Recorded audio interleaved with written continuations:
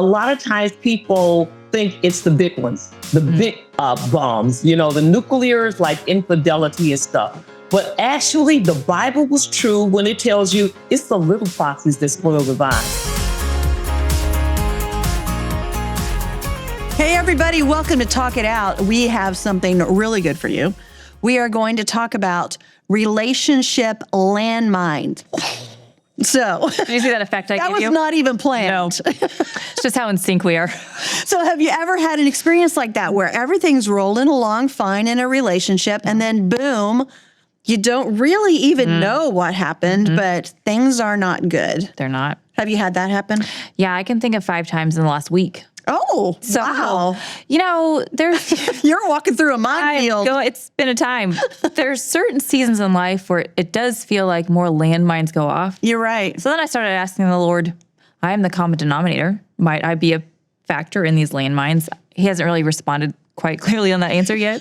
It's a good question to ask. But I just find it fascinating. Like, there are certain seasons that are just more difficult, but also like relationships in general, this will happen. They're tricky. They are. And it will happen because we're all just people. Yeah. We all have our own sensitivities, our own junk that we bring into relationships. And so it is going to happen now and then. But thank God it doesn't happen all the time, because when it does, it is not enjoyable. It's why I would maybe like to just do this and just like lay down and I'll stroke your hair. Tell me it's going to be okay. No, I think it's this kind of conversation. So sometimes they're hard to hear, but I think that God uses it to prune us and to show us either things in ourselves or help us to know like what kind of boundaries to have. Right. So that way we can avoid some of these things. Yeah, because whether it's our fault or something that person is dealing with, there are ways that we can handle it better. There are ways that we can avoid our own issues for blowing up on other people. Right. And then also times that we have to know, okay, this relationship is maybe past its prime. Sure. Maybe I need to move on from it. And those are terrible, stinky things. They are, because you don't go into a relationship thinking this one has an expiration date. Right. Or that you don't expect that it's not going to go great all the time. Right. So it can be surprising. So we're going to talk about friendships. We're going to talk about marriage relationships. We're going to talk about mother-daughter relationships, family things. So this is the time of year for love. So Love McPherson is going to be on here with us as well in just a little bit. She's a relationship expert. She is why she loves the Lord, and she's just a great help. So we're going to be talking to her as well. But first, let's hear what Joyce has to say. What does the Word of God say about healthy relationships, beginning with how we treat other people? Let's start by saying people are everywhere. There's just a lot of people. And they're not all like you. And they don't all do things that you like. How many of you have noticed that some of the people you're around do a bunch of stuff you don't like? Well, guess what? You also do a bunch of stuff that somebody else doesn't like. The key to getting along with people, and this is going to be the main thing that you want to not forget today, is to treat other people the way you want to be treated. The Bible calls it the golden rule. Do unto others as you would have them do unto you. Now just think about that. Oh my gosh, how wonderful the world would be if everybody did that. Well, Christians especially should be able to do it, but we're not even all that good at it. It's so tempting to want to do to somebody else what they're doing to you. But do unto others as you would have them do unto you. Be quick to forgive. Boy, if you're going to get mad every time somebody does something you don't like and hold on to it, you're going to be so full of pain and misery. Quick to forgive. Difficult to offend. The Bible says love is not touchy. Amen. Believe the best. All the answers are in the Bible. Love always believes the best of every person. It's not suspicious. Well, you meant to do that. You know, a lot of times when people hurt your feelings, I would probably say most of the time when people hurt your feelings, they don't even know they did it. That is a really good list. She's reading that 1 Corinthians list. Yeah. Which is, I remember. It's clear cut. It's really hard though. Yeah. I remember walking through that list after it was when Mike and I were through that really hard season. And I remember thinking, these are nearly impossible, Lord. So it's a good list. So that's when, like, maybe I could just focus on this one. Yeah, this one I can probably maybe do. Yeah. I'll see how I do in this area, then I'll move to the others. Yeah. And as we said, Love McPherson is with us on the podcast to talk it out with us today. Love, hi. Hello, everybody. How are you all doing? Oh, we love love. We do. We love. I gave her one of these earlier. We love love. I love to be here, and it's so good to see you all. And this is an exciting topic. I love when you said relationship landmines. I said, please pick me. Done. Well, you know, the funny thing is, Love, is as Christians, we think we shouldn't have these issues. Right. You know, these things, surely they wouldn't do that, or I won't come across this problem at church or in my godly marriage. And boy, we all have our landmines, don't we? We really do. And, you know, a lot of our landmines start actually in our childhood. And we become wounded in our childhood. And what ends up happening is if you don't go back and ask God to heal those wounds and work towards the healing process, your inner child will continue in your relationships, controlling your relationships. So what you end up finding is sometimes hyper sensitivity. Now, hypersensitivity is like from wounds, past wounds. So for instance, if I have a wound here under my sleeve and you don't know it, even hugs will hurt. Oh, yeah. Just because your intention is to hug me, but if I'm wounded in my arm, you will hurt me. And so a lot of times we're not trying to hurt people, but we do because they're not wounded. And you see that in relationships. Somebody's trying to love you and you see it as control. So you're thinking you're trying to hurt me. In relationships with friendships, you're trying to help them and they're finding that it's wounding. So we have to be working towards God allowing our wounds of our childhood or past relationships or past injuries. We have to make sure we allow God to heal them so that, like Joyce said, we can do unto others and that as we would have them to do unto us. And if you're wounded, what would you like to be? You would like to be a healing source. You would like to be that person who shows grace towards other people's wounds. And a lot of times I will take people back in my counseling and say, okay, talk to your inner child. Let's just go to that scene. Talk to the child. What do you think the child needs? And they said, they just needs to know that they're enough. They're okay. Well, then that's what you be, like Joyce said. Be that person who affirms people and say, you are enough. You are okay, rather than judgmental and ungracious and unforgiving. Yeah. That helps a lot too when we feel like we've stepped on those landmines. Yeah. Things have blown up. Yeah. We don't know what's happened. Is, like you said, to ask those questions of ourselves. What did I experience? Right. What do I need to do differently? And then also to flip the tables and think, well, what is that person experiencing that I don't know about? And how can I handle it with more mercy and grace for them? So it really helps on both sides of this equation. Yeah, it kind of gives you, the hurting people hurt people. Yeah. Remembering that when you step on that landmine and you don't understand why it blew up in your face, that is so helpful to have some empathy for them. Yeah. When you look at relationships in general, because we do want to talk about some specific relationships, but what are some of the biggest landmines for just all relationships? An umbrella that can really destroy a good relationship. You know what? A lot of times people think it's the big ones. the big bombs, the nuclears like infidelity and stuff. But actually, the Bible was true when it tells you it's the little foxes that spoil the vine. It is those day-to-day interactions in relationships that are the biggest landmine, because what happens is you will see those they will be violated consistently. One of the top violations is communication.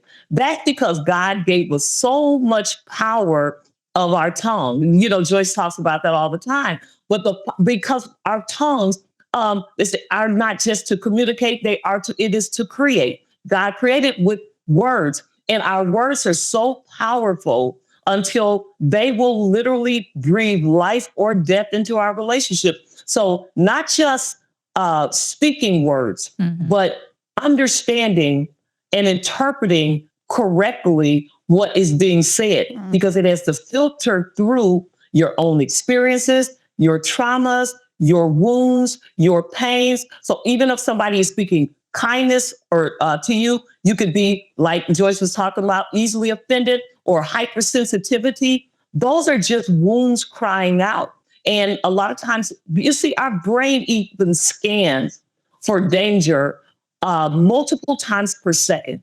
It scans for danger, but some of that danger is perceived danger, not actual danger. So we are looking at relationships thinking, is that person going to betray me? Is that person going to hurt me? What are they? We're trying to read into our spouse's words. What is he really saying to me? Yeah. What did that mean? Is he attacking me? And we are hypersensitive because we have not dealt with the wounds of our past, and we are feeding through an image of ourselves that does not match the image and likeness of God that we are supposed. That image has been damaged through trauma or damaged through heartbreak, damaged through betrayal. And therefore, we believe that we are not enough to receive the goodness sometimes of a good spouse, or that it's too good to be true, or that all people will hurt you because we lost the ability to trust. There's so many ways that the messages that are meant to be innocent are poured into us, and it comes out and interpreted as offense. We have to make sure that we are constantly self-assessing and allowing God to self-assess us, to assess us and give us revelation on the things that we need to work on in order to be able to, now listen to this, that term is relationship. Inside of there is relate, in order to relate to people in a healthy way. Yeah. There have been a few times, probably more than that, when Mike, for example, he'll say something to me, teasing or not a big deal. And I can feel myself in the split second, like I know it's not that big of a deal. And I can feel myself flip a switch and be like, no, I'm going to get mad about this because I'm going to be offended by this because he did me wrong, even though he meant nothing by it. And so it's like I slipped that landmine in there in that very last minute. Like I didn't even know that was a thing, but I made the conscious decision to slip that in there and choose offense when it wasn't even that big of a deal. But it had to be something that you were thinking or something that you were feeling or something that you were worried about him really thinking. There had to be something in there. Like it's probably my own insecurities anytime it's ever happened, because then I can look back and say, well, I responded very ridiculously and unnecessarily in that. That's my own issue. But what's fascinating to me, what you're saying, Love, is like I made that choice in that moment to let that become a big thing. Oh, I let that blow up. I did that last week. You need to lay down too. I think I do. Last week, just had a really hard day. Yeah. Just a really rough day. Had nothing to do with Tim, nothing to do with my husband. But I get home from this day and the poor man could do nothing right. Because whatever he said, whatever he did, I was going to hear it through my lens of this day that I've been through and the hurt that I was feeling and how tired I was. And so I don't know how many times I snapped at different things that made no sense at all. Like, you have that water running too hard. Yeah. Just how I feel that. crazy things. Like it just made no sense. And eventually at some point, and love, maybe you can help me get to this point sooner, but at some point it hit me and I was like, he's doing nothing. I am taking all of it so differently, so personally, just because I'm tired and I'm hurt and I'm stressed. And the man could not win no matter what. Now, there are other times that he, it's his fault. Let's just be honest. But this day, Yes, he's a landmine. it was But like this time, okay, just one time in all these years, it was fine, right? exactly. So how do we become more self-aware of when we're not responding the way that we should because of the other factors? One of the things that we have to do is practice speaking to ourselves. In the Bible, David would say, "Bless the Lord, O my soul." He was commanding himself to do and act in certain ways.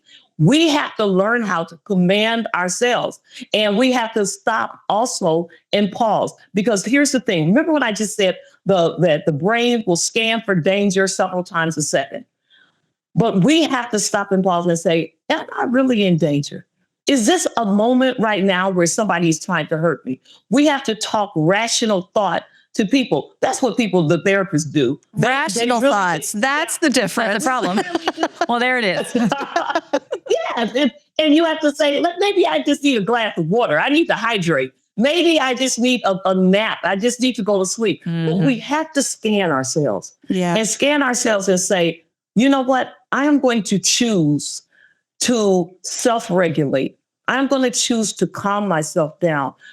There are choices we make every single day. And I am so happy to hear you say, Erin, you knew at the moment where you said, I'm going to choose offense. You will know it. It may be for a split second, but you'll know which side you're going to choose. And you made a choice. Now, you don't always make that choice, but at that choice, communication is this. A lot of times people think there is a situation or something that's said to you, and then you respond. That's not true. In between situation and response, there is another space for you to insert whatever you need to insert. You need to insert reasoning sometime, prayer sometime, sleep sometime, reasonable thought life sometime, walking away, quiet time. There is something that you need to insert before you respond. Don't allow yourself to match somebody's energy. You manage your own energy because you give people too much power to regulate you like a puppet master. Don't allow yourself to be the puppet master of somebody else's, just like your husband. And on that day, he could have decided to match your energy and say, okay, she's got a bad attitude. I'm going to have a bad attitude too. I'm going to come snap back at her the way she's snapping at me. Instead, he could have, what you were really crying for is, see me, I'm tired. I just need somebody to be empathetic towards this sad day that I'm having. So the best response is, are you okay? Do you need anything from me? But instead of being vulnerable enough to ask that question, we act out, the inner child in us acts out until the mom stops and says, are you okay, dear? Yeah. And so we have to stop and pause and see what we are even desiring in those moments and be vulnerable enough to ask, and then trust that if our spouses don't meet that need, that God will. Yeah. Yeah, he did that too. He was so kind. He knew, and he just, I apologized and I said, I realize what I'm doing. I'm so sorry. And he was just wonderful through the whole thing. But another story that just came up in my mind as you were talking about knowing yourself and knowing what you need. We went on just a day trip, a road trip with family. So there were 6 of us in the car. There was my husband, Tim, and I, and then our daughter and son-in-law, and their 5-year-old and their infant child. So we're all in the car spending a lot of time together. And our grandson, who's 5, got very upset about something. It's hard when you cry. and it's so rare for him. He's just a joy, but he got very upset about something. And our daughter, who is a psychologist, knew to ask him those questions, exactly what you said. And she said, what do you need? What's upsetting you? What do you need? And he said, I need space. I need space from you and you and you and you and you. And he pointed at every one of us, including his, 6-week-old baby sister. But he knew that he just needed space from all of us. We'd been in the car for a while, and he just had all he could handle. I love that. And so I thought, he's learning those things that you're talking about. He's learning to self-regulate a little bit. Yeah. That is the best story, because guess what? Ginger, you needed space too. I just need space from you and none of you all, because you loved him, Right. took it personally as rejection. You thought, yeah, guess I need space too. Like, I would like to be out of this car. And that is how we have to handle when our spouses come to us and say, I need space from you today, and my kids and everybody else. You have to not take it personally, but to see that as the love that you shared with your grandchild, who actually needed that. You knew that's not his character. He's not just this smart aleck little kid. That's not his character. He was just saying what he wanted. But let me tell you something. Your daughter asking him the right question, you know what that built in him? Trust. However, if you needed space as a child, and that was met with you shut up and sit down and we have a long ride and don't say anything else, guess what? The message is, what you need doesn't matter. So don't ask again. So now in a time like that, you show up in a relationship, you already have the message, my needs don't matter. So you don't ask for it, but you resent the people around you who are crowding you out, who will not need it and see and be courteous towards you to give it to you anyway, even though you don't have the courage to ask because you've been conditioned out of asking. So may I ask a question? I'm asking for a friend who might have a son who's about 11, not myself. I hear other people have experiences. We've been talking a lot about friendships, and this translates to adult friendships too. I find it really interesting, the correlation between young kids and us as adults. But it's exactly what you're saying. Someone will say something, he'll get really angry, he'll spew back. And so we've been talking about that middle ground, like where you pause and you make a decision of whether you're going to speak or whether you pull back and say, I just need a minute. Let me take a second and recalibrate, basically. So how do you teach? And then also, how do we do it I also don't want him to be led by his feelings. And sometimes you just need to be respectful, or ignore the stupid thing that your friend said, or I need to just let go whatever they said to me.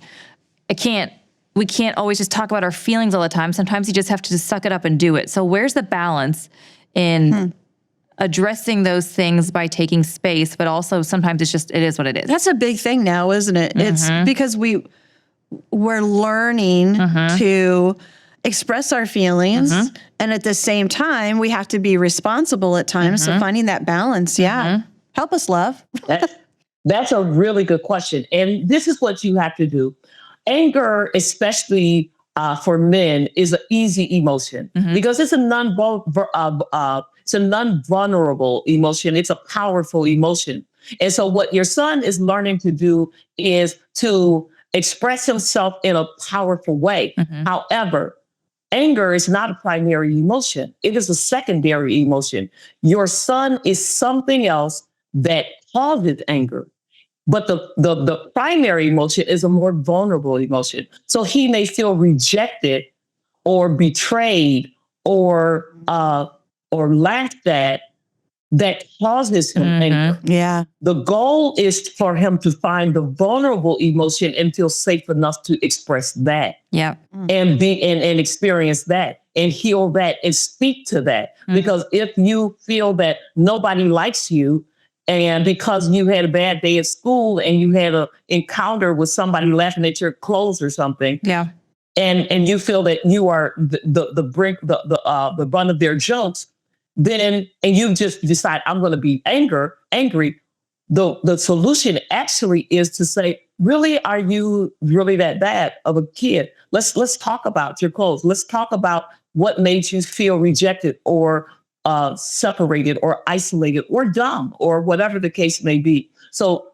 teach him how to learn the deeper emotion, speak truth to it, speak power to it, and then he can become powerful in the primary emotion, speak truth to the primary emotion, and then he doesn't have to resort to anger as a secondary emotion of power, because that's not the truth of who he is and what he's experiencing.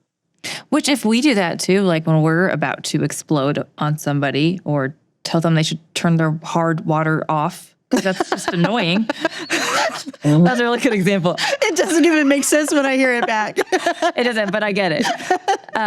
To think what is actually happening to me right now, because Caden said, I am jealous, because we had to talk through those things. But there is always something inside of me too that isn't the thing that's coming out.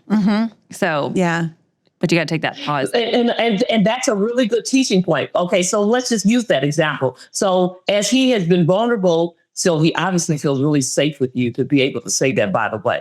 So if he says, I'm jealous, jealousy is believing that somebody has something that that they're depriving you of. Is that really the truth? What is it that you want or need? Do you understand what I'm saying? So that makes, even the teaching moment for God would be that God is so small, he can only hand it out to one person. So you're not even getting the character of God. You're not getting the full essence of what is possible for your life. It's such a great teaching moment just to even talk about being jealous. And so then as he calms down, he realizes, wait, I am not missing out on anything. God has so much in store for me. And he begins to learn the anger will subside because he realizes nothing is being taken from me. And those emotions are meant to say the same message that is sent to Eve when they said, you can't eat of the garden. God is not as good to you as you think he is. He wants to deprive from you. That's the message that you have to teach him. That's not the character of the God we serve. Yeah. That's so important. We get so hurt because we feel like our needs aren't being met. Yeah. And we all face that at every age. And we have to learn what is different. What is the truth versus the lies that we believe? And how is it okay for us to work for those needs to be met? We've got to operate, first of all, with the foundation that God is a provider and that he loves us. If that area of our life is wounded where we don't believe we deserve because of what has happened to us, we need to heal that part of us so we can operate in the faith that God loves us and provides, and he's enough for us. So it's a lot of foundational stuff that trauma comes to distort, because that's what it does. It distorts how you see yourself and others. Yeah. And if you allow the distortions of Satan and the distortions of trauma to traumatize you into changing your image of who you are, you lose the image of the fact that you are made in this image and likeness, that you have the power of prayer. You lose that image, then you walk around as a beggar, and therefore you will be angry and looking side to side and hyper vigilant and hypersensitive. Why? Because you lost the image. Satan has been successful. We have to walk in the love of God, receive the love of God, and not allow love to be defaulted in our lives. That's such a good point. That is so true. And until we can get that, that's actually a lifelong journey. It is. To really get that. Until we can get that, those needs that we have will not be fulfilled, and we'll believe those lies that we hear. So let's see what Joyce has to say. What does the word say about where our needs should be met? Don't approach relationships any longer for what the other person can do for you. Instead, approach every relationship from the foundation of being a servant and a blessing. What about if in every marriage each person would get up every morning and in their prayer time say, God, show me what I can do for my wife today. Show me what I can do for my husband today. I mean, how about that? Or before you come to work, Father, show me how I can be a blessing to the people that I work with today. Show me who I can compliment. Show me who needs to be encouraged. Show me what I have that I'm not even using that somebody else at my office desperately needs.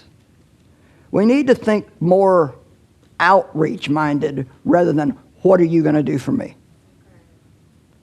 And one of the things that gets us in trouble with relationships is thinking about what you don't do for me instead of what you do for me. And that can especially be an issue in a marriage. Let your relationships be an area where you glorify God by treating people the way you believe Jesus would treat them. Matthew 7:12, do unto others as you would have them do unto you. John 15:13, greater love hath no man than this, that a man lay down his life for his friends.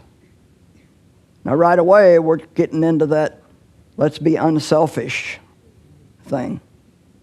Laying down your life means not necessarily doing what you want or what would be good for you, but doing what somebody else wants or what will be good for them.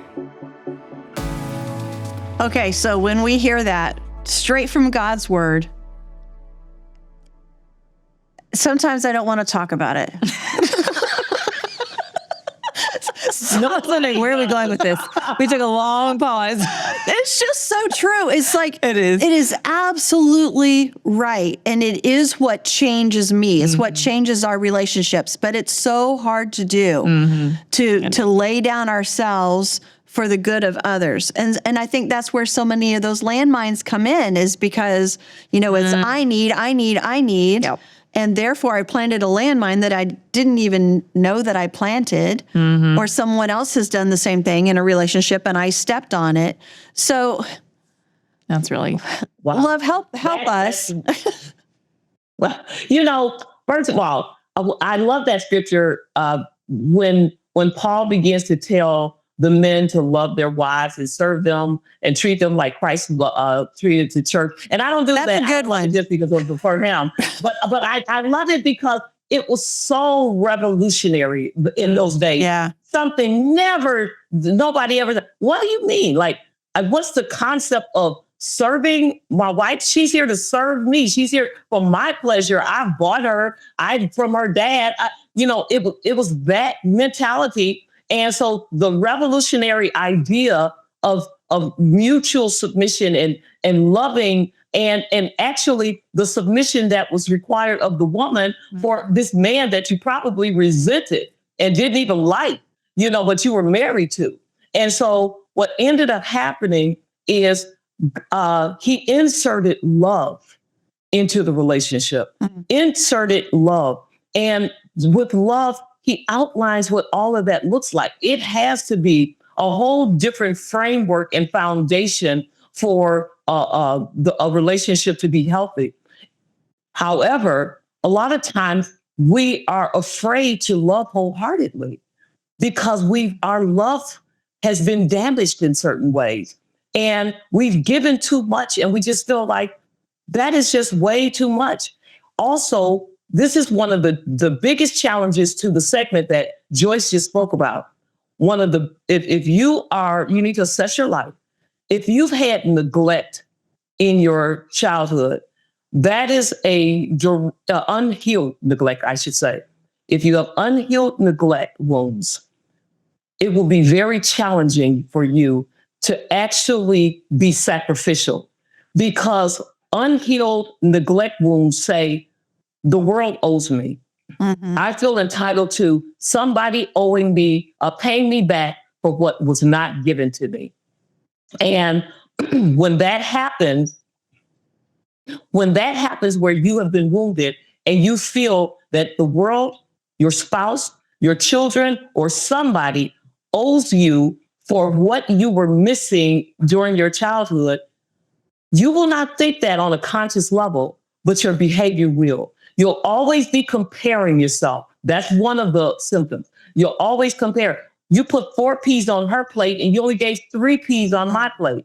You'll compare the loyalty. You will compare the generosity, even when that person is not trying to withhold anything from you. The goalposts will continue to be moved because you don't know how to stop and just appreciate the effort, not just the quantity, but the effort that it took to even give you what you received. And so gratitude is the answer to servanthood. But if resentment is built upon giving, not being a cheerful giver, it's not just church when you dance around for your offering. It is also a cheerful giver in your marriage. As you bring the coffee in, or as you are cooking the food, you should be a cheerful giver rather than a resentful giver, because that's what love requires. Oh, that's good. That's hard stuff. No, it's very hard. No, I'm going to let you take it. I want to hear what's going on in your head now. I just am not very good at this, to be very honest. I would love to cheerfully give to anybody in this room. I don't want to cheerfully give sometimes to those who are closest to me. That's really true. At home is when we kind of let it all down, and it's harder there. I wonder why it's so. That's why the Bible tells you submit yourself to your own husband, not her husband who's behind the camera or somebody. Your own husband. Well, therein lies the problem, love. Because there have been a few times, Ginger and I equally are not skilled at taking care of our spouses, like if they're ill. We're not good caregivers. No, that's just not a gift the Lord's given us. I think there's some grace in the Bible for that, because these men, they will try you. That will be the trying of your soul, is when they will. Our souls have been tried. I get it. But I also know part of that's like a heart thing for me, that it's just, lots of times it feels like an inconvenience, or I'm tired, and you are also an adult. So it is me not serving in a way that could be very easy to do, because it's just like, it's selfish of me. It's my selfish nature. That's the whole crux of it, right? Yeah. It's our own selfishness. It's the flesh. It's who God is trying to change us all the time into being more Christ-like. And so it's not an easy journey. No. So let me ask you and that's this. so important, because what you're saying is so important, because God gave his greatest gift while we were yet sinners. Yeah. And that's so important. It wasn't as after we gave our hearts to the Lord and we're living this word. It was while we were yet sinners, he gave his son, his only begotten son. He gave his greatest act of love. And so we can't wait for people's behaviors to match what our standards are in order to love. The reason why people feel the neglected, the answer to that from your part, if you're married to the neglected, is this: oh no man, but to love them. And so if they feel that the world owes, you do owe love. That's one job. You got one job. You had the Old Testament, they said, oh, this is all your jobs. You got to do all of these hundreds of laws. So no, you got one job. Love the Lord thy God with all thy heart, soul, and mind, and love thy neighbor as you love yourself. And so you've got one job to do, and we have to do it. We got to master this thing called love. Otherwise, we fail and we get fired. Well, I don't know about getting fired, but we fail. Okay? We'd probably be put on probation sometimes after a lot of stuff. Yeah. I want to ask you about this, and this might be the last relationship landmine we have time to get into, but you say that one of the relationships that is most fraught with these dangers is the mother-daughter relationship. Why is that? I think that as women, there is this process by which at a certain point, you have to transfer the relationship of the mother-daughter from a mother to an adult daughter. And that is the transition sometimes that's not easy to make, because as mother, we have mothering instincts and we still want to control. We also, the inevitable happens. You know what the inevitable is? you begin to see the parts of you that you never liked about yourself inside of your daughter. Mm. And you begin to lash out at it or silently hate it or guilt trip yourself about it. The daughter feels some level of rejection, not able to really often put words to it, but senses it. And you're not rejecting the daughter, you're rejecting the parts of yourself that you see in your daughter. And so that mother-daughter relationships, it's almost like, please, if you were really vulnerable and took a self-assessment, please don't be me. Please don't be the parts of me that I never accepted of me. And when you see it, it can be all kinds of things you just wish that were not happening. But the dynamics are very difficult and probably one of the greatest counseling needs that need to happen. There really needs to be a mother-daughter revolution. It really does. People say, I love my mother. I'm best friends with my mother. And I believe that. There are many people who have great relationships with their mother, but equally, there are so many people who have been different feelings about their mother, stemming all the way from childhood. And this is why mothers, the role, they are judging the role. They are only having relationships with the role. But a lot of times the daughters don't have relationships with the person. You brought me here. You said, love is a great relationship at first, so I got to show up and give wisdom. You didn't ask for a scientist. You didn't ask for that. You asked for that. So my role is to give great relationship wisdom. Once you say that term mother, there are expectations of a mother. You need to know my needs. You need to meet my needs. You need to love me. You need to nurture me. It's a lot of different roles. And if you fail in one of, even as a good mother, you feel the mom guilt. And you feel these different things. But the child feels it, you feel it. Sometimes it builds conflict if it's never resolved. And you don't admit your guilt, you just cover it and say, well, forgive me for not being the best mom. Instead of, humbling yourself. It's so many dynamics. And here's the solution. We need to have compassion for the person, not just the role. I am Love McPherson, but I was just once loved. I was a little girl. I grew up. I had the same issues that any other little girl had. You've got to see that, and you have to have compassion and mercy on that, and not just pull on the mom in me, but have love and compassion and grace for the little girl, for the woman, for all the parts of me, not just one. Because the only thing that people want is the part of you that is has the job of giving.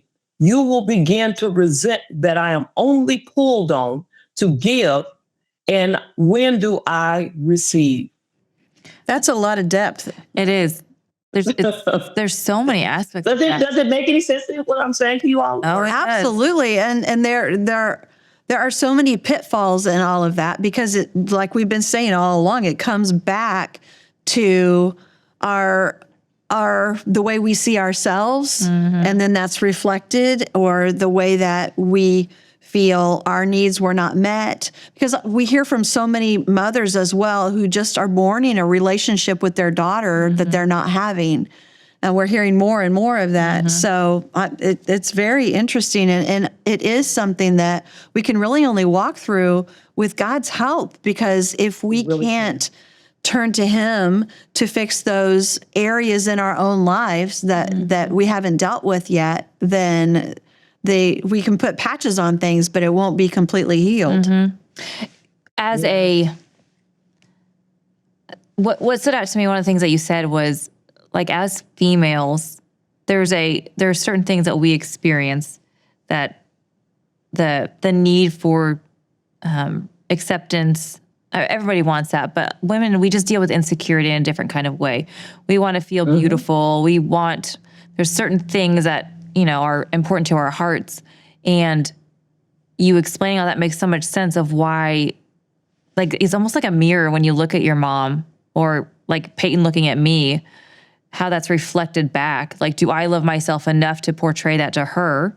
Because she's going to pick up on that, and that's how she's going to treat herself. will. And it's all just so connected. I hadn't thought of it like that, but it makes sense of why that's such an important relationship.